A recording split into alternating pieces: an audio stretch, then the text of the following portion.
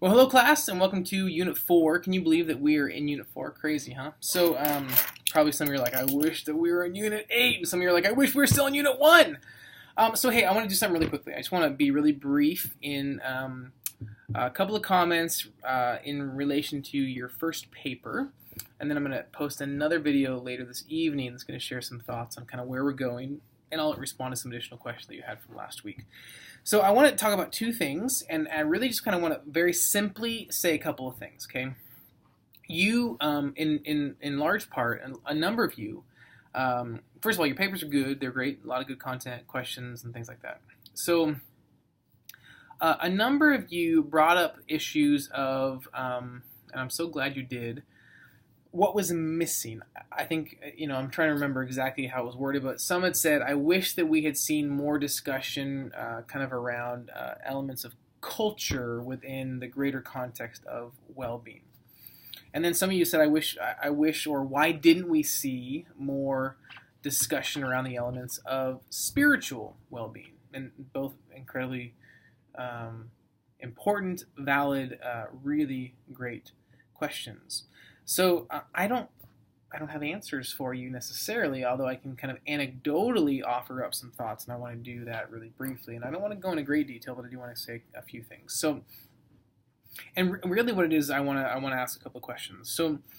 So I don't know if I don't know how the book would read if it were written, or how the assessment would take. If the book was written and the assessment was put together. It's in 2017. Maybe there'd be some differences there. It's hard to say things like, well, the author didn't include culture and spirituality in the book because those don't matter to everybody and these are more universal. Well, really? I mean, so you could say that, I guess. I guess you could say that. I guess you could kind of say that here's elements that everybody looks at, everybody deals with, but isn't it also fair to say that we all have an element of kind of, you hear a lot of people say, I'm not religious, I'm just spiritual, so you hear these things, or culture is everywhere. I remember I spoke to a furniture company, strange kind of random speaking engagement, a number of years ago in Palm Desert, and they came out there and they were doing a weekend retreat, and they asked me to speak on emotional intelligence, or EQ. Well, so I was looking for things to kind of make it a bit unique and talk about some things that extended into a little bit further to fill my time. And so I put together a presentation on cultural intelligence. And I remember I asked some questions at the end, like what was meaningful, what was helpful, hey, what else can I answer? And so a number of them said, hey, I'm so grateful that you brought up these elements of cultural intelligence. And in fact, it was so funny, not funny haha, but funny ironically, as you could say. As I was preparing to give my talk, there was an individual, and it was kind of a smaller mom and pop type furniture company, fast growing, had gotten into a number of hotels, and so it was really kind of, they needed to kind of cement and solidify their team. I remember this individual sitting toward the front, she made a comment. And I remember thinking, as we're sitting there, they said something, and it wasn't, it was, I get, it was a little off color, actually. I remember thinking, I don't know that you're allowed to say that, and maybe you are allowed, right? So everything is permissible, but everything's beneficial, and so it was something that seemed a bit, culturally inappropriate. I just remember thinking that. And so then at the end, I had already prepared my comments on cultural intelligence, and I thought that it was kind of fitting because maybe this is, even though they were a team and a small family feel, hearing from individuals that it was helpful, I think was good because maybe it was appropriate and necessary. So I can't tell you exactly why those things were included, but what I can do is I can ask the question of what are you going to do now in response. So the way that I think about this is it's really this. We have, I guess I would say, the burden of responsibility resting squarely on our shoulders, right? So how do we ask questions now? How do we counsel? How do we coach clients in these conversations? That's the thing I love about career development. I was even talking with, where was it? A good friend of mine last night, and or yesterday we were on the train, went to Pasadena for lunch, and we were talking about the work that I do in career development and coaching and vocation and calling. And, for him, he had never really thought about the fact that there are actual theories and techniques with regard to career development. He's like, oh, I guess that makes sense. Like, what do you, he's asking all these questions. He's a very successful financial professional. And so he's, this is just not his world. So he's asking me these questions about the work that I do, and, I was answering some questions. And, but that's why I love what we do, because it blends. It kind of, it interweaves, it winds together, it weaves together so much of our lives. And so when we're working with clients and we have these, let's say you said, I love the assessment, I want to use the assessment. Well, a number of you, said, the results are going to change based upon my circumstances, and you're right, they will, and they should, right? So you can even do a follow-up to see how things are in your elements of well-being, and have they improved or have they decreased in 6 to 12 months or something like that. So they will change, they will alter, and they will be different based upon circumstances. But a number of you also said in your papers that really what it does is it serves as a baseline, it serves as a foundation, something to refer to when you're asking questions, which I think is so great. So hey, I'm seeing this in your results. What do you think about that? Well, I don't agree with this. Okay, but it still is indicating that you have a low social well-being score. So why do you think that is? Was you were just feeling, isolated and alone when you took the assessment, or are there actual elements in your life that are leading to this? Well, and what is it? So do you not live in a certain community where you feel comfortable or safe? So now we have opportunities to look at our results from the clients and then say, okay, so now let's start here. Because this is something I think, and I think that you would agree. Do you agree? Yes, you agree. I think that it's something significant enough that we need to kind of camp out here. Let's spend some time talking about this. And so really what it is it's your opportunity to have these thoughts. Why is there not elements of multiculturalism included in the discussion? Why is there not elements of spirituality included in the discussion?